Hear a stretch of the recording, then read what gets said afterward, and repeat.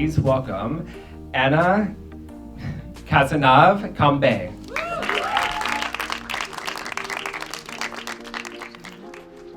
I'm really happy to be here. It's the premiere of the movie in USA. Et là, on peut y aller comme ça? Bah oui, comme ça. Allez, vous avez 2 heures. Profitez. Filez. Love Me Tender, c'est l'histoire de Clémence qui, lorsqu'elle annonce à son ex-mari qu'elle est lesbienne et qu'elle va écrire un livre qui va parler de ce sujet-là, elle va se voir retirer la garde de leur fils.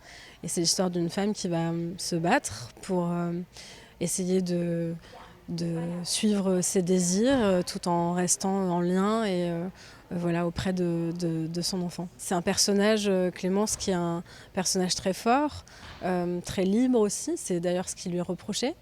Je trouvais important de porter à l'écran une femme comme elle. Je crois que c'est une femme que j'ai encore moi jamais vue au cinéma, qui par plein d'aspects n'a jamais été racontée. Et c'est un film qui parle aussi bien à des enfants de parents divorcés qu'à des hommes qui se sont séparés, qui ont perdu la garde de leur fils ou leur fille, qu'à des femmes qui se posent la question de comment reconstruire leur vie à mi-parcours, quoi. Vicky Krieps, c'est une actrice grandiose. Dans le film, elle fait, je crois, une immense performance. C'est un rôle dans lequel on l'a encore jamais vu, qui vient donner encore une autre facette de son talent. Je cherchais comme ça une comédienne qui soit capable de travailler avec le mystère et avec...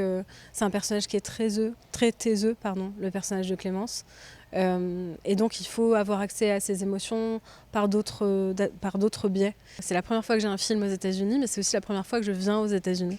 Donc c'est une double découverte et une double joie aussi. Ça fait quelques jours qu'on passe dans ces rues qui sont des rues mythiques qu'on a vues 1000 fois dans les films. Ça fait cet effet, on m'avait prévenu, mais c'est vrai qu'il y a cet effet assez étrange d'avoir l'impression d'être dans les films avec lesquels on a grandi. Et donc ça, c'est très joyeux. On grandit avec le cinéma américain, quoi qu'on en dise en fait. Enfin, c'est aussi le premier cinéma auquel on a accès, je pense. Et donc c'est assez émouvant de se dire qu'aujourd'hui, des spectateurs américains peuvent découvrir mon film.